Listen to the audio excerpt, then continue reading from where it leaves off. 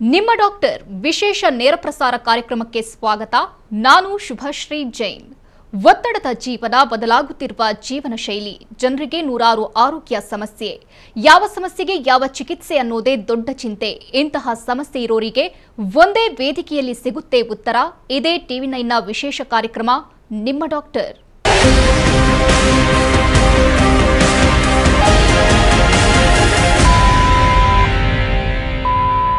ಮನುಷ್ಯನಿಗೆ ಉಂಟಾಗುವ ಆರೋಗ್ಯ ಸಮಸ್ಯೆಗಳಿಗೆ ಪುರುಷರು ಅಥವಾ ಸ್ತ್ರೀಯರು ಎಂಬ ಯಾವುದೇ ಭೇದ ಭಾವ ಇಲ್ಲ.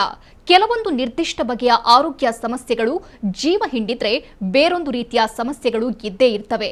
ಕೆಲವು ಆರೋಗ್ಯ ಸಮಸ್ಯೆಗಳು ತಾತ್ಕಾಲಿಕವಾಗಿ ಪರಿಹಾರವಾದರೆ ಇನ್ನು ಕೆಲವು ಇಡೀ ಜೀವನ ಪರ್ಯಂತ ದೀರ್ಘಕಾಲ ಕಾಡ್ತವೆ. ಇಂತಹ ಹಲವಾರು ಬಗೆಯ ಆರೋಗ್ಯ ಸಮಸ್ಯೆಗಳಲ್ಲಿ ಸ್ತನ ಸಮಸ್ಯೆ ಕೂಡ ಒಂದು. ಸ್ವಲ್ಪವೂ ವ್ಯಾಯಾಮವಿಲ್ಲದ ಜೀವನ ನಡೆಸೋದ್ರಿಂದ ಹೆಚ್ಚು ಬೊಜ್ಜು ಅಥವಾ ಕೊಬ್ಬಿನಾಂಶ ಶೇಖರಣೆಯಾಗಿ ಹೀಗಾಗ್ತದೆ. ಇನ್ನು ಕೆಲವರ ದೇಹದಲ್ಲಿನ ಹಾರ್ಮೋನುಗಳ ವ್ಯತ್ಯಾಸದಿಂದ ಈ ಸಮಸ್ಯೆಗಳು ಮಕ್ಕಳಿಂದ ದೊಡ್ಡವರವರೆಗೂ ಕಾಡ್ತದೆ. ಆದರೆ ಇದಕ್ಕೆ ಪರಿಹಾರ ಇದೆ. ಕಾಸ್ಮೆಟಿಕ್ ಬ್ರೆಸ್ಟ್ ಸರ್ಜರಿ ಬಗ್ಗೆ ಸಂಪೂರ್ಣ ಮಾಹಿತಿ ನೀಡೋಕೆ ಕರ್ಲ್ಸ್ ಅಂಡ್ ಕರ್ವ್ಸ್ನ ವೈದ್ಯರಾದಂತಹ ಡಾಕ್ಟರ್ ಗಿರೀಶ್ ಎಸಿ ನಮ್ಮ ಜೊತೆಗಿದ್ದಾರೆ. Doctor, welcome to the show. ನಮಸ್ಕಾರ. ಮೊದಲನೇದಾಗಿ ಡಾಕ್ಟರ್, ಬ್ರೆಸ್ಟ್ ಸರ್ಜರಿಯನ್ನ ಯಾಕೆ ಮಾಡಬೇಕು? ಇದು ಮಾಡುವಂತಹ ಕಾರಣ ಏನು? ಸಾಮಾನ್ಯವಾಗಿ ಇದು ನಾವು ಕಾಸ್ಮೆಟಿಕ್ ಬ್ರೆಸ್ಟ್ ಸರ್ಜರಿ ಅಂತ ನೋಡಿದಾಗ ಈ ಬ್ರೆಸ್ಟಿನ ಒಂದು ಆಕಾರ ಅಥವಾ ಒಂದು ಗಾತ್ರ, ವಾಲ್ಯೂಮ್ ಅಂತ ಏನು ಹೇಳ್ತೀವಿ, ಅಥವಾ ಪೊಸಿಷನ್, ಒಂದು ಏನಾದ್ರು ವ್ಯತ್ಯಾಸಗಳಿದ್ದಲ್ಲಿ ಅಂಥವರಿಗೆ ಸಂಬಂಧಪಟ್ಟ ವ್ಯತ್ಯಾಸಗಳನ್ನು ಈ ಕರೆಕ್ಷನ್ಸ್ ಮಾಡಲಿಕ್ಕೆ ನಾವು ಈ ಕಾಸ್ಮೆಟಿಕ್ ಬ್ರೆಸ್ಟ್ ಸರ್ಜರಿಯನ್ನು ಪ್ರೊಸೀಜರ್ಗಳನ್ನು ಮಾಡಲಾಗುತ್ತೆ. ಉದಾಹರಣೆಗೆ ಈ ಬ್ರೆಸ್ಟಿನ ವಾಲ್ಯೂಮ್ ಒಂದು ಕಡಿಮೆ ಇದ್ದಾಗ ಅಂದರೆ ಮೇ ಬಿ ಡೆವಲಪ್ಮೆಂಟಲ್ ಇಶ್ಯೂ ಇರ್ಬೋದು. ಅಂದರೆ ಒಂದು 18 ಇಯರ್ಸ್ ಆ ಒಂದು ಏಜ್ ಗ್ರೂಪಲ್ಲಿ ಅವರಿಗೆ ದೇಹಕ್ಕೆ ಅನುಗುಣವಾಗಿ ಇಲ್ಲದೇ ಇರ್ಬೋದು. ಅಂಥ ಸಂದರ್ಭದಲ್ಲಿ ಅದನ್ನು ಇಂಪ್ರೂವ್ ಮಾಡಲಿಕ್ಕೆ, ಅಂದರೆ ಕಡಿಮೆ ಇರೋ ಗಾತ್ರನ ಅವರ ಒಂದು ಬಾಡಿ ಒಂದು ಅನುಗುಣವಾಗಿ ಬದಲಾವಣೆ ಇನ್ಕ್ರೀಸ್ ಮಾಡಲಿಕ್ಕೆ ನಾವು ಬ್ರೆಸ್ಟ್ ಆಗ್ಮೆಂಟೇಷನ್ ಅಂತ ಹೇಳ್ತೀವಿ.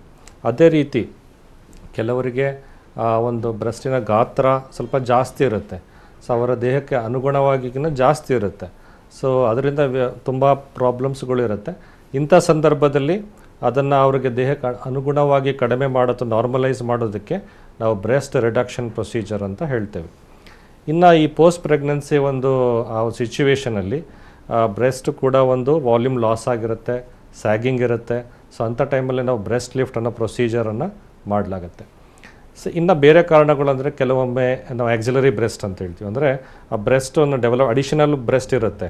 ನಾರ್ಮಲ್ ಚೆಸ್ಟ್ ಲೆವೆಲಲ್ಲಿ ಏನಿರುತ್ತೆ, ಅಡಿಷನಲ್ಗೂ ಕೂಡ ಆಕ್ಸಿಲಾ ಅಥವಾ ಕಂಕಳಲ್ಲಿ ಅಡಿಷನಲ್ ಒಂದು ಬ್ರೆಸ್ಟ್ ಡೆವಲಪ್ಮೆಂಟ್ ಆಗಿರುತ್ತೆ. ಅದರ ಕರೆಕ್ಷನ್ಸ್ ಅಂತ ಇರಬಹುದು. ಅಥವಾ ಈ ಬ್ರೆಸ್ಟಿನ ಒಂದು ಎರಡೂ ಕಡೆ ಈಕ್ವಲ್ ಇಲ್ಲದೆ ಇರ್ಬೋದು, ಒಂದು ಕಡಿಮೆ ಒಂದು ಜಾಸ್ತಿ ಅಥವಾ ವೇರಿಯೇಷನ್ಸ್ ಇರ್ಬೋದು. ಅದಕ್ಕೆ ನಾವು ಬ್ರೆಸ್ಟ್ ಏಸಿಮೆಟ್ರಿ ಅಂತೀವಿ. ಆ ಬ್ರೆಸ್ಟ್ ಏಸಿಮೆಟ್ರಿ ಕರೆಕ್ಷನ್ಸ್ ಇರಬಹುದು. ಅದೇ ರೀತಿ ಕೆಲವು ಕಂಜನೈಟಲ್ ಅಂದರೆ ಬೈ ಬರ್ತ್ ಆ ಒಂದು ಡಿಫೆಕ್ಟ್ಸ್ ಅಥವಾ ಪ್ರಾಬ್ಲಮ್ಸ್ ಇರುತ್ತೆ. ಆ ಎಕ್ಸಾಂಪಲ್ಸ್ ಅಂದರೆ ಈ ಟ್ಯೂಬರಸ್ ಬ್ರೆಸ್ಟ್ ಅಂತ ಹೇಳ್ತೀವಿ, ಅಥವಾ ಪೋಲ್ಯಾಂಡ್ ಸಿಂಡ್ರೋಮ್ ಅಂತ ಹೇಳ್ತೀವಿ. ಈ ಥರದ ನಾನಾ ಸಮಸ್ಯೆಗಳಿಗೆ, ಅಂದರೆ ಆ ಒಂದು ಆಕಾರ ಅಥವಾ ಗಾತ್ರ ಅಥವಾ ಪೊಸಿಷನ್ಗಳಲ್ಲಿ ಈ ಥರ ಒಂದು ವೇರಿಯೇಷನ್ಸ್ ಏನಿರುತ್ತೆ ಅಥವಾ ಏಸಿಮೆಟ್ರಿ, ಏರುಪೇರುಗಳು, ಇವುಗಳನ್ನು ಕರೆಕ್ಷನ್ಸ್ ಮಾಡೋದಕ್ಕೆ ನಾವು ಈ ಕಾಸ್ಮೆಟಿಕ್ ಬ್ರೆಸ್ಟ್ ಸರ್ಜರೀಸ್ ಅಂತ ಹೇಳ್ತೇವೆ. ಓಕೆ ಡಾಕ್ಟರ್, ಇನ್ನು ಬ್ರೆಸ್ಟ್ ಆಗ್ಮೆಂಟೇಷನ್ ಅಂದರೆ ಏನು? ಜೊತೆಗೆ ಇದು ಹೇಗೆ ಸೂಕ್ತ, ಹೇಗೆ ಮಾಡಲಾಗುತ್ತೆ? ಬ್ರೆಸ್ಟ್ ಆಗ್ಮೆಂಟೇಷನ್ ಅನ್ನೋದು ಬೇಸಿಕಲಿ ಅಂದರೆ ಅವರ ಒಂದು ದೇಹಕ್ಕೆ ಅನುಗುಣವಾಗಿ ಆ ಬ್ರೆಸ್ಟ್ ವಾಲ್ಯೂಮ್ ಇಲ್ಲದೆ ಇದ್ದಾಗ ಮಾಡುವಂಥ ವಿಚಾರ ಅಂತ ಹೇಳ್ಬೋದು. ಇದು ಸಾಮಾನ್ಯವಾಗಿ ನಾವು ಒಂದು 2-3 ಹಂತಗಳಲ್ಲಿ ನೋಡ್ತೇವೆ, ಏಜ್ ಗ್ರೂಪ್ಸಲ್ಲಿ ನೋಡ್ತೇವೆ. ಮೊದಲನೇದಾಗಿ ನಾವು ಡೆವಲಪ್ಮೆಂಟಲ್ ಅಂದರೆ 18 ಇಯರ್ಸ್ ಪ್ಲಸ್ ಇರುವಂಥ ಒಂದು ಏಜ್ ಗ್ರೂಪಲ್ಲಿ ಅವರ ಒಂದು ದೇಹಕ್ಕೆ ಅನುಗುಣವಾಗಿ ಆ ಬ್ರೆಸ್ಟ್ ಡೆವಲಪ್ಮೆಂಟ್ ಆಗಿರುವುದಿಲ್ಲ, ಅಂಥ ಸಂದರ್ಭದಲ್ಲಿರಬಹುದು. ಅಥವಾ ಈ ಪೋಸ್ಟ್ ಪ್ರೆಗ್ನೆನ್ಸಿಯಲ್ಲಿ ನಾರ್ಮಲ್ ಪ್ರಾಸೆಸ್ ಪ್ರಕಾರವಾಗಿ ಇನ್ವಲ್ಯೂಷನ್ ಅಂತೀವಿ. ಅಲ್ಲೂ ಕೂಡ ವಾಲ್ಯೂಮ್ ಕಡಿಮೆ ಆಗಿರುತ್ತೆ, ಆ ಒಂದು ಏಜ್ ಗ್ರೂಪಲ್ಲಿ ಇರಬಹುದು. ಅಥವಾ ಇನ್ನು ಸ್ವಲ್ಪ ಅಡ್ವಾನ್ಸ್ಡ್ ಏಜ್ ಅಂದರೆ 40 ಟು ಈ ಒಂದು 60 ಏಜ್ ಗ್ರೂಪಲ್ಲಿ ಕೆಲವರಿಗೆ ಬೈ ಡಿಫಾಲ್ಟ್ ಏಜ್ ವೈಸ್ ಆ ಒಂದು ವಾಲ್ಯೂಮ್ ಕಡಿಮೆ ಆಗಿರೋ ಒಂದು ಸಂದರ್ಭದಲ್ಲಿ ಇಂಥ ಸಂದರ್ಭಗಳಲ್ಲಿ ಆ ಬ್ರೆಸ್ಟಿನ ವಾಲ್ಯೂಮನ್ನು ಅವರಿಗೆ ದೇಹಕ್ಕೆ ಅನುಗುಣವಾಗಿ ನಾವು ತಕ್ಕಂತೆ ಮಾರ್ಪಾಡು ಅಥವಾ ಇನ್ಕ್ರೀಸ್ ಮಾಡುವಂಥ ವಿಚಾರಕ್ಕೆ ನಾವು ಬ್ರೆಸ್ಟ್ ಆಗ್ಮೆಂಟೇಷನ್ ಅಂತ ಹೇಳ್ತೇವೆ. ಇದು ಮೊದಲನೇದಾಗಿ ಇದು ಒಂದು ಸೇಫ್ ಪ್ರೊಸೀಜರ್ ಅಂತ ಹೇಳ್ಬೋದು. ಯಾಕಂದರೆ ಅಲ್ಲಿ ಮೇನ್ ಗೊಂದಲ ಇರುವಂಥದ್ದು ಸೇಫ್ ಪ್ರೊಸೀಜರು. ಯಾವುದೇ ಏಜ್ ಗ್ರೂಪ್, ಈವನ್ ಬಿಫೋರ್ ಪ್ರೆಗ್ನೆನ್ಸಿಯಿಂದನೂ ಕೂಡ ಇದನ್ನು ಮಾಡಿಸ್ಬೋದಾಗಿರುತ್ತೆ, ಆಫ್ಟರ್ ಪ್ರೆಗ್ನೆನ್ಸಿನೂ ಕೂಡ ಮಾಡಿಸ್ಬೋದಾಗಿರುತ್ತೆ. ಅಂದರೆ ಇಲ್ಲಿ ಬ್ರೆಸ್ಟ್ ಫೀಡಿಂಗಿಗೆ ಯಾವುದೇ ಒಂದು ಅಡಚಣೆಗಳಿರೋದಿಲ್ಲ, ಇದರಿಂದ ಯಾವುದೇ ತೊಂದರೆಗಳಿರೋದಿಲ್ಲ. ಸೊ ಅದೇ ರೀತಿ ಲಾಂಗ್ ಟರ್ಮ್ ಎಫೆಕ್ಟ್ಸ್ ಏನಾದರೂ ಇದೆಯಾ ಅಂತ ನಾವು ನೋಡಿದಾಗ, ಸೊ ಲಾಂಗ್ ಟರ್ಮಲ್ಲಿ ಒಂದು ಓನ್ಲಿ ಬೆನಿಫಿಟ್ಸ್ ಇರುತ್ತೆ, ವಾಲ್ಯೂಮ್ ಮೇಂಟೈನ್ ಆಗಿರುತ್ತೆ ಅಂತ ಹೇಳ್ಬೋದು. ಸೊ ಯಾವುದೇ ಥರದ ಈ ಬ್ರೆಸ್ಟ್ ಕ್ಯಾನ್ಸರು ಇನ್ನಿತರ ಕೆಲವು ವಿಚಾರಗಳು ಕೂಡ ಇದರಿಂದ ಬರಲಿಕ್ಕೆ ಸಾಧ್ಯ ಇರೋದಿಲ್ಲ. ಸೊ ಆದರೆ ಫ್ಯಾಮಿಲಿ ಹಿಸ್ಟ್ರಿ ಅಂದರೆ ಆಲ್ರೆಡಿ ಅವರ ಒಂದು ಫ್ಯಾಮಿಲಿಯಲ್ಲಿ ಮದರ್ಸ್ಗೆ ಅಥವಾ ಮದರ್ ಅಥವಾ ಅವರ ಒಂದು ಫ್ಯಾಮಿಲಿಯಲ್ಲಿ ಯಾರಿಗೂ ಇನ್ನೊಬ್ಬರು ಮೆಂಬರ್ಸ್ಗೆ, ಫಿಮೇಲ್ ಮೆಂಬರ್ಸ್ಗೆ ಈ ಥರ ಬ್ರೆಸ್ಟ್ ಕ್ಯಾನ್ಸರ್ ಇದ್ದಲ್ಲಿ, ಸೊ ಅಫ್ಕೋರ್ಸ್ ಅವ್ರಿಗೂ ಅಷ್ಟೇ ಒಂದು ರಿಸ್ಕ್ ಇರುತ್ತೆ. ಆದರೆ ಅಡಿಷನಲ್ ರಿಸ್ಕ್ ಅಂತ ಯಾರಿಗೂ ಇರಲ್ಲ. ಸೊ ಆ ಒಂದು ವಿಚಾರ ಇರುತ್ತೆ. ಸೊ ಇದು ಆಲ್ಮೋಸ್ಟ್ ನಾನು ಹೇಳ್ಬೋದು ಅಂದರೆ ಒಂದು day care surgery, morning admission ಇದ್ದರೆ ಈವ್ನಿಂಗ್ ಡಿಸ್ಚಾರ್ಜ್. ಸೊ ಆ ರೀತಿ ಇರುತ್ತೆ. ಆಲ್ಮೋಸ್ಟ್ ಒಂದು 2 hours ಪ್ರೊಸೀಜರೇ. ಮತ್ತು ಇಲ್ಲಿ ಒಂದು ಇನ್ಸಿಷನ್ ಕೂಡ ನಾವು ಹೇಗೆ ಮಾಡ್ಕೊಳ್ತೀವಿ ಅಂದರೆ ಒಂದು ವೆರಿ ಫೈನ್ ಇನ್ಸಿಷನ್, ಇನ್ಫ್ರಾಮ್ಯಾಮರಿ ಫೋಲ್ಡ್ ಅಂತೀವಲ್ಲ, ಅಲ್ಲಿ ಒಂದು ವೆರಿ ಫೈನ್ ಇನ್ಸಿಷನ್ ಇರುತ್ತೆ, 3 to 4 centimeter ಇನ್ಸಿಷನ್. ಸೊ ಅದರಿಂದ ನಾವು ಈ ಸಿಲಿಕಾನ್ ಇಂಪ್ಲಾಂಟ್ಸನ್ನು ಯೂಸ್ ಮಾಡಲಾಗುತ್ತೆ. ಈ ಸಿಲಿಕಾನ್ ಇಂಪ್ಲಾಂಟ್ಸಲ್ಲೂ ಕೂಡ ಒಂದು ತುಂಬ ಅಡ್ವಾನ್ಸಸ್ ಇರುತ್ತೆ. ಸೊ ಅಂದರೆ ಇದರಲ್ಲಿ ನಾವು ಟೆಕ್ನಾಲಜಿ ಅಂತ ಹೇಳ್ಬೋದು. ಅಡ್ವಾನ್ಸಸ್ ಅಂತ ಹೇಳಿದ್ರೆ ಈ ಸ್ಮೂತ್ ಇಂಪ್ಲಾಂಟ್ಸ್ ಅಂತ ಇರ್ಬೋದು, ಹೈಲಿ ಕೊಹಿಸಿವ್ ಅಂತ ಇರಬಹುದು. ಸೊ ಈ ಥರ ಅಡ್ವಾನ್ಸ್ಡ್ ಕೂಡ ಏನಾಗುತ್ತೆ, ಆಲ್ಮೋಸ್ಟ್ ಪ್ರಾಬ್ಲಮ್ಸ್ ಅಥವಾ ಆಲ್ಮೋಸ್ಟ್ ಇಲ್ಲ ಅಂತಲೇ ಹೇಳ್ಬೋದು. ಸೊ ಆ ರೀತಿ ಒಂದು ಬೆನಿಫಿಟ್ಸ್ ಇರುತ್ತೆ. ಸೊ ಆ ಇಂಪ್ಲಾಂಟ್ಸನ್ನು ಬಳಸಲಾಗಿ ನಾವು ಈ ಬ್ರೆಸ್ಟ್ ಆಗ್ಮೆಂಟೇಷನ್ ಮಾಡಲಾಗುತ್ತೆ. ಸೊ ಅವರು ಇನ್ನೊಂದು ಇಂಪಾರ್ಟೆಂಟ್ ಏನಂದರೆ, ಅವರು ನೆಕ್ಸ್ಟ್ ದಿವಸದಿಂದನೇ ನಾರ್ಮಲ್ ರೊಟೀನ್ ವರ್ಕ್ ಇನ್ವಾಲ್ವ್ ಆಗ್ಬೋದು. ಯಾವುದೇ ಥರದ ಅಷ್ಟೊಂದು ರೆಸ್ಟ್ ಬೇಕು ಆ ಥರದ್ದೆಲ್ಲ ವಿಚಾರಗಳಿರಲ್ಲ. ಮತ್ತು ಅವರು ಆ್ಯಕ್ಟಿವಿಟೀಸ್ ಅಂತ ಹೇಳಿದ್ರೆ, ಇವಾಗ major routine physical activities from next day ಇರುತ್ತೆ. ಸ್ನಾನ, ಊಟ, ಫುಡ್ಡು ಅಥವಾ ಓಡಾಟ ಎಲ್ಲನೂ ನಾರ್ಮಲ್ ಆಗಿರುತ್ತೆ, ಅಥವಾ ವರ್ಕು ಏನೇ ಇರಬಹುದು. ಸೊ ಇನ್ನು ಮೇಜರ್ ಫಿಸಿಕಲ್ ಆ್ಯಕ್ಟಿವಿಟೀಸ್ ಅಂದರೆ ಈ ಥರ ಜಿಮ್ ವರ್ಕು ಅಥವಾ ಕೆಲವೊಂದು ಇಂಟ್ರೆಸ್ಟ್ ಇದ್ದಲ್ಲಿ ಅಫ್ಕೋರ್ಸ್ ಒಂದು ಸರ್ಟನ್ ಗ್ಯಾಪ್ ಕೊಡಬೇಕಾಗಿರುತ್ತೆ. ಅಫ್ಕೋರ್ಸ್ ಒಂದು 2 to 3 months ಆದಮೇಲೆ ಅದನ್ನು ಇನ್ವಾಲ್ವ್ಮೆಂಟ್ ಮಾಡ್ಕೋಬೋದಾಗಿರುತ್ತೆ. ಸೊ ಹಾಗಾಗಿ ಒಂಥರ ಮೋಸ್ಟ್ ಬೆನಿಫಿಷಿಯಲ್ ಅಥವಾ ಒಂದು ಅಡ್ವಾಂಟೇಜಿಯಸ್ ಪ್ರೊಸೀಜರ್ ಅಂದರೆ ಈ ಬ್ರೆಸ್ಟ್ ಆಗ್ಮೆಂಟೇಷನ್ ಅಂತ ಹೇಳ್ಬೋದು. ಓಕೆ ಡಾಕ್ಟರ್, ಇನ್ನು ಬ್ರೆಸ್ಟ್ ರಿಡಕ್ಷನ್ ಬಗ್ಗೆ ಹೇಳೋದಾದರೆ ಇದು ಯಾರಿಗೆ ಮಾಡಿದ್ರೆ ಸೂಕ್ತ, ಹೇಗೆ ಮಾಡ್ತೀರಾ? ಈ ಬ್ರೆಸ್ಟ್ ರಿಡಕ್ಷನ್ ಅಂದರೆ ಸ್ವಲ್ಪ ಸ್ಲೈಟ್ಲಿ ಅಪೋಸಿಟ್ ಅಂತ ಹೇಳ್ಬೋದು. ಕೆಲವರಿಗೆ ದೇಹಕ್ಕೆ ಅನುಗುಣವಾಗಿಗಿನ ಜಾಸ್ತಿ ಪ್ರಪೋರ್ಷನ್ಸ್ ಇರುತ್ತೆ, ಅವ್ರಿಗೆ ವಾಲ್ಯೂಮ್ ಜಾಸ್ತಿ ಇರುತ್ತೆ. ಸೊ ಆ ವಾಲ್ಯೂಮ್ ಅವ್ರಿಗೆ ಏನಾಗಿರುತ್ತೆ, ಒಂದು ಪ್ರಾಬ್ಲಮ್ಸ್ ಕ್ರಿಯೇಟ್ ಮಾಡ್ತಾ ಇರುತ್ತೆ. ಒಂದು ಫಿಸಿಕಲ್ ಪ್ರಾಬ್ಲಮ್ ಅಂದರೆ ಆ ಚೆಸ್ಟ್ ಹೆವಿನೆಸ್ ಇರ್ಬೋದು. ಸೊ ಅಥವಾ ಒಂದು ಕುತ್ತಿಗೆ ಒಂದು ನೋವಿರಬಹುದು, ಅಥವಾ ಅಪ್ಪರ್ ಬ್ಯಾಕ್ ಪೇನ್ ಅಂತೀವಿ, ಬೆನ್ನು ನೋವಿರಬಹುದು. ಸೊ ಇದು ಎಲ್ಲ ಫಿಸಿಕಲ್ ಸಿಮ್ಟಮ್ಸ್ ಅಂತ ಹೇಳ್ಬೋದು. ಸೊ ಅದೇ ಥರ ಸ್ಟ್ರ್ಯಾಪ್ ಒಂದು ಗ್ರೂಸ್ ಅಂತ ಹೇಳ್ತೀವಿ. ಕೆಲವು ಟೈಮ್ ಅಂದರೆ ಇನ್ಫೆಕ್ಷನ್ಸ್ಗಳು ಆಗ್ಬೋದು, like below the breast because of the ಒಂದು ಈ ವೆಟ್ ರೀಜನ್ ಇರೋದ್ರಿಂದ. ಸೊ ಅದೇ ರೀತಿ ನಾವು ಅವ್ರಿಗೆ ಸೈಕಲಾಜಿಕಲ್ ಇಶ್ಯೂಸು ಕೂಡ ಆಗಿರುತ್ತೆ, ಸೋಷಿಯಲ್ ಇಶ್ಯೂಸು ಕೂಡ ಇರುತ್ತೆ. ಸೊ ಈ ರೀತಿ ಅನೇಕ ಪ್ರಾಬ್ಲಮಿಂದ ಹೊರಬರಲಿಕ್ಕೆ ಒಂದೇ ಒಂದು ಸೊಲ್ಯೂಷನ್ ಅಂತ ಹೇಳಿದ್ರೆ ಈ ಬ್ರೆಸ್ಟ್ ರಿಡಕ್ಷನ್ ಪ್ರೊಸೀಜರು. ಇಲ್ಲಿ ಏನಾಗ್ತದೆ ಅಂದರೆ, ಇದು ವಾಲ್ಯೂಮನ್ನು ಯಾವುದೇ ಒಂದು ಆ್ಯಕ್ಟಿವಿಟೀಸ್, ಫಿಸಿಕಲ್ ಆ್ಯಕ್ಟಿವಿಟೀಸ್ ಜಿಮ್ಮಿಂದ ಕಡಿಮೆ ಮಾಡ್ಕೊಳ್ಳಿಕ್ಕೆಲ್ಲ ಸಾಧ್ಯ ಇರೋದಿಲ್ಲ. ಯಾಕೆ ಅಂತ ಹೇಳಿದ್ರೆ, ಇಲ್ಲಿ ಬ್ರೆಸ್ಟ್ ಇಸ್ ಓನ್ಲಿ ಫ್ಯಾಟ್ ಅಂತಲ್ಲ, ಅದು ಫ್ಯಾಟ್ ಪ್ಲಸ್ ಬ್ರೆಸ್ಟ್ ಗ್ಲ್ಯಾಂಡ್ ಅಂತ ಇರುತ್ತೆ ಅದರಿಂದ. ಸೊ ಮತ್ತು ಈ ಎನ್ಲಾರ್ಜ್ಮೆಂಟಲ್ಲಿ ಮೇನ್ಲಿ ಗ್ಲ್ಯಾಂಡ್ ಎನ್ಲಾರ್ಜ್ಮೆಂಟ್ ಮೇಜರ್ ಪ್ರಪೋರ್ಷನಲ್ಲಿರುತ್ತೆ. ಸೊ ಹಾಗಾಗಿ ಅವ್ರು ಈವನ್ ಒಂದು ಈ ಫಿಟ್ನೆಸ್ ಆ್ಯಕ್ಟಿವಿಟೀಸಲ್ಲಿ ಭಾಗವಹಿಸಿದ್ರು ಕೂಡ ಆ ವಾಲ್ಯೂಮ್ ಅನ್ನೋದು ಅವ್ರಿಗೆ ಕಡಿಮೆ ಆಗಲ್ಲ ಒಂದು. ಮತ್ತು ಆ ಥರ ಭಾಗವಹಿಸ್ಲಿಕ್ಕೂ ಕೂಡ ಸ್ವಲ್ಪ ಅಡಚಣೆ ಇರುತ್ತೆ, ಇದು ಸ್ವಲ್ಪ ಭಾರ ಇರೋದ್ರಿಂದ. ಹಾಗಾಗಿ ಅವ್ರಿಗೊಂದು ಸ್ವಲ್ಪ ತೊಂದರೆಗಳಿರುತ್ತೆ, ಪ್ರಾಕ್ಟಿಕಲ್ ಇಶ್ಯೂಸ್ಗಳು. ಸೊ ಹಾಗಾಗಿ ಸರ್ಜರಿ ಒಂದೇ ಅವರಿಗೆ ಸೊಲ್ಯೂಷನ್ ಅಂತ ಹೇಳ್ಬೋದು. ಅಫ್ಕೋರ್ಸ್ ಲಾಂಗ್ ಟರ್ಮ್ ಸೊಲ್ಯೂಷನ್ ಅಂತಲೂ ಕೂಡ ಹೇಳ್ಬೋದು. ಅಂದರೆ ಮತ್ತೆ ಪುನಃ ಗ್ರೋತ್ ಆಗೋದು, ಜಾಸ್ತಿ ಆಗುವಂಥ ವಿಚಾರಗಳು ಇರೋದಿಲ್ಲ. ಇಲ್ಲಿ 1-2 ವಿಚಾರಗಳನ್ನು ನಾವು ನೋಡಬೇಕಾಗತ್ತೆ. ಒಂದು ವಿಚಾರ ಅಂದರೆ ಈ ಬ್ರೆಸ್ಟ್ ಫೀಡಿಂಗನ್ನು ಸ್ವಲ್ಪ ಕಡಿಮೆ ಆಗೇ ಆಗುತ್ತೆ. ಅಂದರೆ ನಾವು ಅಷ್ಟು ಅಮೌಂಟ್ ಆಫ್ ಬ್ರೆಸ್ಟ್ ನಾವು ಎಷ್ಟು ಪ್ರಪೋರ್ಷನ್ ನಾವು ಡಿಕ್ರೀಸ್ ಮಾಡ್ತೀವೋ ಅಷ್ಟು ಸ್ವಲ್ಪ ಡಿಫ್ರೆನ್ಸು ಅಥವಾ ಕಡಿಮೆ ಆಗುವಂಥದ್ದು ನಾರ್ಮಲ್. ಅದು ಅಫ್ಕೋರ್ಸ್ ಒಂದು ಸ್ವಲ್ಪ ಮ್ಯಾನೇಜಬಲ್ ಸಿಚುವೇಶನ್ ಅಂತ ಹೇಳ್ಬೋದು. ಸೊ ಎರಡನೇದಂದರೆ ಅಲ್ಲಿ ಒಂದು ವರ್ಟಿಕಲ್ ಲೈನ್ ಸ್ಕಾರ್ ಅಂತ ಹೇಳ್ತೀವಿ, ಒಂದು ಬ್ರೆಸ್ಟಿನ ಒಂದು ಭಾಗದಲ್ಲಿ ಒಂದು ಲೈನ್ ಸ್ಕಾರ್ ಥರ ಇರುತ್ತೆ. ಬಟ್ ಆ ಲೈನ್ ಸ್ಕಾರಿಂದನೇ ಅವರಿಗೆ ಒಂದು ಅನುಗುಣವಾಗಿ ಆ ವಾಲ್ಯೂಮನ್ನು ಕಡಿಮೆ ಮಾಡೋದಿರ್ಬೋದು, ಅಥವಾ ಲಿಫ್ಟ್ ಅಂತ ಇರಬಹುದು, ಪೊಸಿಷನಿಂಗ್ ಅಂತ ಇರಬಹುದು, ಅಥವಾ ಏರಿಯೋಲರ್ ರಿಡಕ್ಷನ್ ಅಂತ ಇರಬಹುದು. ಎಷ್ಟೋ ವಿಚಾರಗಳು ಅವರಿಗೆ ಆಲ್ಮೋಸ್ಟ್ ಒಂದು ಅಬ್ನಾರ್ಮಲಿಂದ ನಾರ್ಮಲ್ ಅನ್ನೋ ಒಂದು ವಿಚಾರನ ನಾವು ಕೊಡ್ಬೋದಾಗಿರುತ್ತೆ. ಮತ್ತು ಇನ್ನೊಂದು ಅಂದರೆ ಇಲ್ಲಿ ನಾವು ಸ್ಟಿಚ್ಗಳೆಲ್ಲ ಒಳಗಡೆ ಹಾಕ್ಕೊಳ್ತೀವಿ, ಅದು ಹೊರಗಡೆ ಅನ್ನೋ ಒಂದು ಸ್ಟಿಚ್ ಮಾರ್ಕ್ಸ್ ಇರಲ್ಲ. ಸೊ ಹಾಗಾಗಿ ಆ ಗುರುತುಗಳಿರಲ್ಲ. ಸೊ ಇಷ್ಟೆಲ್ಲ ಅವ್ರಿಗೆ ಅಡ್ವಾಂಟೇಜಸ್ ಇದ್ದೇ ಇರುತ್ತದೆ. ಸೊ ಅಟ್ಲೀಸ್ಟ್ ಅವ್ರು ಫಿಟ್ ಕ್ಲಾತ್ಸ್ ಹಾಕ್ಕೊಳ್ಬೋದು, ಸೂಟೇಬಲ್ಲು, ಮತ್ತು ಅಟ್ಲೀಸ್ಟ್ ನಾರ್ಮಲ್ ಲೈಫ್ ಲೀಡ್ ಮಾಡಲಿಕ್ಕೆ ಅನುಕೂಲ ಆಗುತ್ತೆ ಅಂತ ಹೇಳ್ಬೋದು. Okay, again doctor, breast lift ಅಂದರೆ ಏನು? ಸೊ ಇದು ಎರಡರ ಬಗ್ಗೆ ತಾವು ಹೇಳಿದ್ರಿ, ಬಟ್ ಮೂರನೇದ್ದು ಬ್ರೆಸ್ಟ್ ಲಿಫ್ಟ್ ಹೀಗಂದರೆ ಏನು? ಇದು ಯಾರಿಗೆ ಸೂಕ್ತ? ಇದು ಸಾಮಾನ್ಯವಾಗಿ ನಾವು ನೋಡುವಂಥ ಒಂದು ಸಂದರ್ಭ ಅಂದರೆ ಈ ಪೋಸ್ಟ್ ಪ್ರೆಗ್ನೆನ್ಸಿ ಸಿಚುವೇಶನ್. ಈ ಪ್ರೆಗ್ನೆನ್ಸಿಗಳಾದ ಮೇಲೆ ಅದು ಮೇ ಬಿ 1 ಅಂತ ಇರ್ಬೋದು ಅಥವಾ 2 ಪ್ರೆಗ್ನೆನ್ಸೀಸ್ ಅಂತ ಇರ್ಬೋದು. ಮತ್ತು ಈ ಡ್ಯೂರೇಷನ್ ಆಫ್ ದ ಫೀಡಿಂಗ್ ಮೇಲೂ ಡಿಪೆಂಡ್ ಆಗಿರುತ್ತೆ. ಕೆಲವರು 6 ಮಂತ್ಸ್ಗೆ ಫೀಡ್ ಮಾಡಿರ್ಬೋದು. ಸೊ ಈಗ ಜಾಸ್ತಿ ಆದಂಗೆ ಲೈಕ್ 1 ಇಯರ್ 2 ಇಯರ್ಸ್ ಈ ಥರ ಕೆಲವರು ಫೀಡ್ ಮಾಡಿದ್ದಲ್ಲಿ ಸೊ ಅಂಥ ಸಂದರ್ಭದಲ್ಲಿ ಏನಾಗುತ್ತೆ, ವಾಲ್ಯೂಮ್ ತುಂಬಾ ಕಡಿಮೆ ಆಗುತ್ತೆ. ಸೊ ಅದು ಜೋತು ಬೀಳುವಂಥ ಸಂದರ್ಭ. ಸೊ ಇದು ಹೇಗಾಗುತ್ತೆ ಅಂದರೆ ಈ ಪೋಸ್ಟ್ ಪ್ರೆಗ್ನೆನ್ಸಿ ಸಿಚುವೇಷನ್ನು ಒಂದ್ಸರಿ ಎಲ್ಲ ಫ್ಯಾಮಿಲಿ ಕಂಪ್ಲೀಟ್ ಆದಮೇಲೆ ಸೊ ಅವರಿಗೆ ಆ ಒಂದು ಪ್ರಾಬ್ಲಮ್ ಹಾಗೆ ಬಿಟ್ಟಲ್ಲಿ ಹಾಗೆ ಉಳಿಯುತ್ತೆ. ಸೊ ಹಾಗಾಗಿ ತಾನಾಗಿ ಇಂಪ್ರೂವ್ಮೆಂಟ್ ಅನ್ನೋ ಒಂದು ವಿಚಾರ ಇರೋದಿಲ್ಲ. ಸೊ ಅಂಥ ಸಂದರ್ಭದಲ್ಲಿ ಅಟ್ಲೀಸ್ಟ್ ಅವರಿಗೆ ರೆಸ್ಟ್ ಆಫ್ ದ ಲೈಫಲ್ಲಿ ಆ ಒಂದು ಪ್ರೀ ಪ್ರೆಗ್ನೆನ್ಸಿ ಸ್ಟೇಟಸನ್ನು ನಾವು ಕೊಡಬೇಕು ಅಂದಾಗ ಈ ಬ್ರೆಸ್ಟ್ ಇಂಪ್ಲಾಂಟ್ಸ್ ಅಂತ ಬಳಸಿ ಅಥವಾ ಬ್ರೆಸ್ಟ್ ಲಿಫ್ಟ್ ಅನ್ನೋ ಒಂದು ಟೆಕ್ನಿಕನ್ನು ಬಳಸಿ ಸೊ ಅವರಿಗೆ ಒಂದು ಸೂಕ್ತವಾದ ಒಂದು ಮಾರ್ಪಾಡನ್ನು ನಾವು ಡೆಫಿನೆಟ್ಲಿ ಮಾಡ್ಬೋದಾಗಿರುತ್ತೆ. ಮತ್ತು ಆಫ್ಕೋರ್ಸ್ ಸೇಫ್ಟಿನೂ ಕೂಡ ಇರುತ್ತೆ, ರಿಸಲ್ಟ್ಸು ಇರುತ್ತೆ, ಮತ್ತು ಲಾಂಗ್ ಟರ್ಮಲ್ಲೂ ಕೂಡ ಇರುತ್ತೆ ಅಂತ ಹೇಳ್ಬೋದು ನಾನು. ಓಕೆ ಡಾಕ್ಟರ್, ಇನ್ನು ಆಕ್ಸಿಲರಿ ಬ್ರೆಸ್ಟ್ ಅಂದರೆ ಏನು, ಇದು ಯಾರಿಗೆ ಮಾಡ್ತೀರಿ, ಇದಕ್ಕೆ ಪರಿಹಾರ ಏನು? ನಾನು ಆಲ್ರೆಡಿ ಹೇಳ್ತಾ ಇದ್ದೆ ಅಂದರೆ ಬ್ರೆಸ್ಟ್ ಯೂಶ್ವಲಿ ಎಲ್ಲರಿಗೂ ಗೊತ್ತಿರೋ ಪ್ರಕಾರ ಅದು ಚೆಸ್ಟಲ್ಲಿ ಡೆವಲಪ್ ಆಗಿರುತ್ತೆ, ಚೆಸ್ಟ್ ಲೆವೆಲಲ್ಲಿ ಇರುತ್ತೆ ಡೆವಲಪ್ಮೆಂಟಲಿ. ಸೊ ಬಟ್ ಇಲ್ಲೊಂದು ಕೆಲವೊಂದು ವೇರಿಯೇಷನ್ಸ್ ಅಂತ ಹೇಳ್ಬೋದು. ಅಂದರೆ ಈ ಒಂದು ಚೆಸ್ಟಿನ ಬ್ರೆಸ್ಟಿನ ಜೊತೆಯಲ್ಲಿ ಅಡಿಷನಲ್ ಬ್ರೆಸ್ಟ್ ಕೂಡ ಡೆವಲಪ್ ಆಗಿರ್ಬೋದು. ಅಂದರೆ ಇವು ಸಾಮಾನ್ಯವಾಗಿ ಕಂಕ್ಳಲ್ಲಿ ಬರುತ್ತೆ. ಸೊ ಅಲ್ಲಿ ಕೆಲವರಿಗೆ ಕನ್ಫ್ಯೂಷನ್ ಇರುತ್ತೆ, ಇದು ಓನ್ಲಿ ಫ್ಯಾಟ್ ಇದು ಫ್ಯಾಟಿಂದ ಈ ಥರ ಆಗಿರ್ಬೋದಾ, ಒಂಥರ ಲಂಪ್ ಥರ ಇರುತ್ತೆ, ಗಂಟು ಥರ ಇರುತ್ತೆ. ಸೊ ಅಷ್ಟೇನಾ ಇದು ಅಥವಾ ಕರಗುತ್ತಾ ಇದು ಏನಾದರೂ. ಬಟ್ ಅವ್ರಿಗೇನಾಗಿರುತ್ತೆ, ಆ ಒಂದು ಬಟ್ಟೆಗಳಲ್ಲಿ ಎದ್ದು ಕಾಣಿಸ್ತಾ ಇರುತ್ತೆ ಅಥವಾ ಅಡಚಣೆ ಅಥವಾ ತೊಂದರೆ ಅನ್ನಿಸ್ತಾ ಇರುತ್ತೆ. ಸೊ ಹಾಗಾಗಿ ಅದನ್ನು ನಾವು ಕ್ಲಿಯರ್ ಮಾಡದೆ ಹೊರತು ಅದು ಅದು ತಾನಾಗಿಯೇ ಕಡಿಮೆ ಆಗೋದಿಲ್ಲ.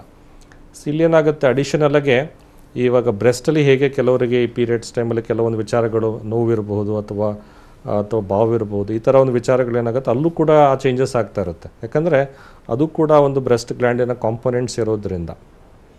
ಸೊ ಹಾಗಾಗಿ ಆ ಒಂದು ವಿಚಾರದಲ್ಲಿ ನೋಡಿದಾಗ ಈ ಒಂದು ನಾವು ಎಕ್ಸಿಷನ್ ಅನ್ನೋದು ಪ್ರೊಸೀಜರ್ ಮಾಡಲಾಗುತ್ತೆ. ಎಕ್ಸಿಷನ್ ಅಂದರೆ ಸ್ಮಾಲ್ ಒಂದು ಇನ್ಸಿಷನ್ ಮಾಡಿಕೊಂಡು ಆ ಗಂಟನ್ನು ಹೊರ ತೆಗೆಯಲಾಗುತ್ತೆ. ಸೊ ಮತ್ತು ಆ ಒಂದು ವಿತೌಟ್ ಡಿಸ್ಟರ್ಬಿಂಗ್ ದ ಕಾಂಟೂರ್ ಅಂದರೆ ನಾರ್ಮಲ್ ಆಕ್ಸಿಲರಿ ಕಾಂಟೂರನ್ನು ಕೊಡಲಾಗುತ್ತೆ ನಾರ್ಮಲಾಗಿ. ಸೊ ದಟ್ ಅವ್ರು ನಾರ್ಮಲ್ ಕ್ಲಾತ್ಸ್ ವೇರ್ ಮಾಡಲಿಕ್ಕೆ ಅನುಕೂಲ ಆಗುತ್ತೆ ಅಂತ ಹೇಳ್ಬೋದು. ಸೊ ಅದೇ ರೀತಿ ತುಂಬ ರೇರ್ ಅಂತ ಹೇಳ್ಬೋದು ಈ ಅಡಿಷನಲ್ ಒಂದು ಬ್ರೆಸ್ಟ್ ಡೆವಲಪ್ಮೆಂಟ್. ಕೆಲವೊಂದು ಬೇರೆ ರೀಜನ್ಸಲ್ಲೂ ಆಗುತ್ತೆ, ಬಟ್ ಐಡೆಂಟಿಫೈ ಮಾಡಿದಾಗ ಅಫ್ಕೋರ್ಸ್ ಅದನ್ನು ಕರೆಕ್ಷನ್ಸ್ ಕೂಡ ಮಾಡ್ಬೋದಾಗಿರುತ್ತೆ. Okay doctor, cosmetic breast surgery ಬಗ್ಗೆ ಮತ್ತಷ್ಟು ಮಾಹಿತಿ ತಮ್ಮಿಂದ ನಾನು ಪಡಿತೇನೆ. ಡಾಕ್ಟರ್, ಇನ್ನು ಬ್ರೆಸ್ಟ್ ಅಸಿಮೆಟ್ರಿ ಅಂದರೆ ಏನು, ಇದಕ್ಕೆ ಪರಿಹಾರ ಏನು? ಬ್ರೆಸ್ಟ್ ಎಸಿಮೆಟ್ರಿ ಅಂದರೆ ಏರುಪೇರುಗಳು ಅಂತ. ಅಂದರೆ ಲೈಕ್ ಒಂದು ಬ್ರೆಸ್ಟು ಐದರ್ ನಾರ್ಮಲ್ ಆಗಿದ್ದು, ಇನ್ನೊಂದು ಬ್ರೆಸ್ಟು ಕಡಿಮೆ ಚಿಕ್ಕದಾಗಿರ್ಬೋದು ಅಥವಾ ದೊಡ್ಡದಾಗಿರ್ಬೋದು ಅಥವಾ ಜೋತು ಬಿದ್ದಿರ್ಬೋದು, ಅಥವಾ ಎರಡೂ ಬ್ರೆಸ್ಟ್ಗಳಲ್ಲಿ ವೇರಿಯೇಷನ್ಸ್ ಫ್ರಮ್ ದ ನಾರ್ಮಲ್, ಎರಡೂ ನಾರ್ಮಲ್ ಇಲ್ಲ, ವೇರಿಯೇಷನ್ಸ್ ಇದೆ. ಸೊ ಈ ರೀತಿಯ ಸಂದರ್ಭದಲ್ಲಿ ಆ ಒಂದು ಸಿಮೆಟ್ರಿ ಕರೆಕ್ಷನ್ಸ್ ಅಂದರೆ ಆಲ್ಮೋಸ್ಟ್ ಅದು ನಿಯರ್ ಈಕ್ವಲ್ ಮಾಡೋ ಥರ ಈ ಒಂದು either a combination of the techniques ಅಂದರೆ one of the technique may be ಅವಶ್ಯಕತೆಗೆ ತಕ್ಕ ಹಾಗೆ ಒಂದು ಕಡೆ ನಾವು ಬ್ರೆಸ್ಟ್ ಆಗ್ಮೆಂಟೇಷನ್ನು ಅಥವಾ ಇನ್ನೊಂದು ಕಡೆ ಬ್ರೆಸ್ಟ್ ರಿಡಕ್ಷನ್ ಪ್ರೊಸೀಜರು ಅಥವಾ ಬ್ರೆಸ್ಟ್ ಲಿಫ್ಟ್ ಪ್ರೊಸೀಜರು. ಸೊ ಏನು ಅವಶ್ಯಕತೆ ಇರುತ್ತೆ, ಸೊ ಒಟ್ಟಿನಲ್ಲಿ ನಮ್ಮ ಉದ್ದೇಶನೇ ಏನಿರುತ್ತೆ ಅಂದರೆ ಸೊ ಅವರಿಗೆ ಬ್ರೆಸ್ಟ್ ಈಕ್ವಲ್ ವಾಲ್ಯೂಮ್ ಕೊಟ್ಟು ಮತ್ತು ಸಿಮೆಟ್ರಿಯನ್ನು ಕ್ರಿಯೇಟ್ ಮಾಡಬೇಕು ಅನ್ನೋದಿರುತ್ತೆ. ಸೊ ಇದು ಒಂದು ಡೆವಲಪ್ಮೆಂಟಲ್ ಇಶ್ಯೂ ಅಂತ ಹೇಳ್ಬೋದು. ಸೊ ಅದನ್ನು ನಾವು ಬೇಸಿಕಲಿ ಅವರಿಗೆ ನಾವು ಡಿಸ್ಕಸ್ ಮಾಡಲಾಗಿ ಸೊ ಅದು ಅವ್ರಿಗೆ ಏನು ಅವಶ್ಯಕತೆ ಇದೆ, ಸೊ ಅವರು ಯಾವ ವಾಲ್ಯೂಮ್ ನಾರ್ಮಲ್ ಅಂತ ಅವ್ರಿಗೆ ಅನ್ನಿಸ್ತದೆ, ಈ ಥರ ಕೆಲವು ವಿಚಾರಗಳನ್ನ ತಿಳ್ಕೊಂಡು ಸೊ ಅವರ ಅವಶ್ಯಕತೆಗೆ ತಕ್ಕಾಗಿ ಈ ಎಸಿಮೆಟ್ರಿಕ್ ಕರೆಕ್ಷನ್ಗಳನ್ನು ಮಾಡ್ಬೋದಾಗಿರುತ್ತೆ. ಓಕೆ ಡಾಕ್ಟರ್, ತಾವು ಸಾಕಷ್ಟು ಪೇಷಂಟ್ಗಳಿಗೆ ಟ್ರೀಟ್ ಮಾಡಿದ್ದೀರಾ, ಅವರ ಫೀಡ್ಬ್ಯಾಕ್ ಹೇಗಿದೆ ಸರ್ಜರಿ ಆದ ನಂತರ? ಇವಾಗ ನಾನು ಒಂದು 2-3 ಪ್ರೊಸೀಜರ್ ಬಗ್ಗೆ ಹೇಳಿದ್ದೆ. ಸೊ ಇದರಲ್ಲಿ ಅಮಾಂಗ್ ದ 3 ನನ್ನ ಒಂದು ಅನಿಸಿಕೆ ಏನಂದರೆ ಈ ಬ್ರೆಸ್ಟ್ ರಿಡಕ್ಷನ್ ಪ್ರೊಸೀಜರಲ್ಲಿ ಆ ಮ್ಯಾಕ್ಸಿಮಮ್ ಗ್ರಾಟಿಫಿಕೇಷನ್ಸ್ ಇದೆ ಅಂತ ಹೇಳ್ಬೋದು. ಯಾಕಂದರೆ ಅದರಲ್ಲಿ ಬ್ರೆಸ್ಟ್ ಆ ಒಂದು ಹೆವಿನೆಸ್ ಇದರಲ್ಲಿ ಫಿಸಿಕಲ್ಲು, ಸೋಷಿಯಲ್ಲು ಮತ್ತು ಸೈಕಲಾಜಿಕಲ್ ಇಶ್ಯೂಸ್ ಎಲ್ಲನೂ ಕೂಡ ಇನ್ವಾಲ್ವ್ಮೆಂಟ್ ಇರೋದ್ರಿಂದ ಸೊ ಅದೊಂದು ಅವ್ರಿಗೆ ಒಂದು ಗ್ರೇಟೆಸ್ಟ್ ರಿಲೀಫ್ ಆಗಿ ಸಿಗುವಂಥ ಒಂದು ಪ್ರೊಸೀಜರ್ ಅಂತ ಹೇಳ್ಬೋದು.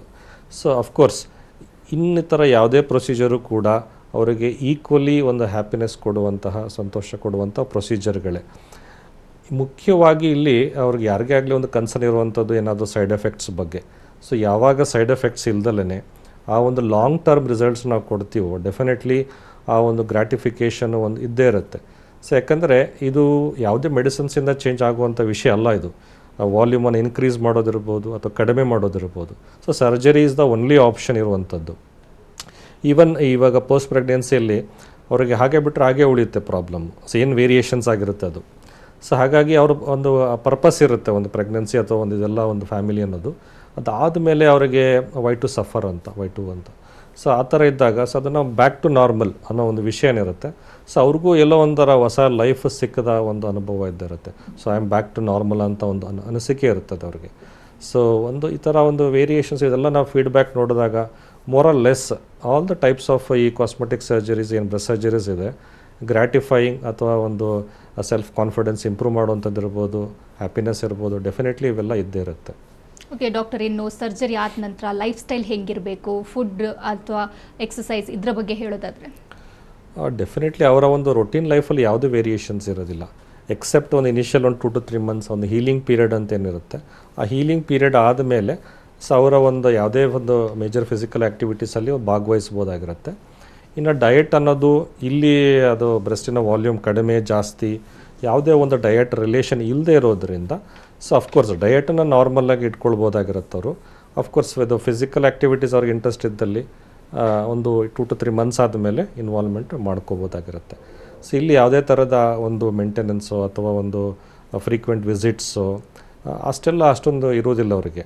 ಸೊ ಅದು ಆಲ್ಮೋಸ್ಟ್ ತಾನೇ ಒಂದು ಸೆಟ್ಲಾಗಿ ಮತ್ತು ಹಾಗೆ ರಿಸಲ್ಟ್ಸ್ ಉಳಿಯುತ್ತೆ ಅಂತ ಹೇಳ್ಬೋದು.